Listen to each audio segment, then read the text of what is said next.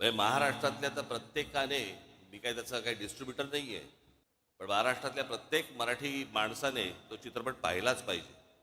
कारण आमचे शिवछत्रपती ही प्रेरणा आहे. संभाजीराजे आमचे हे बलिदान आहे. आणि मग मला मला मी पाहिलं नव्हतं त्याचं ते ट्रेलर बिलर. मला आमच्या अमेय खोपकरने मला सांगितलं की त्यांना तुम्हाला येऊन भेटायचं आहे. तर त्याने मला काहीतरी सांगितलं की काहीतरी संभाजीराजे लेझिम खेळताना वगैरे काहीतरी दाखवलं वगैरे वगैरे. मग मी तो ट्रेलर पाहिला. मग दुसऱ्या दिवशी ते आले मला भेटायला.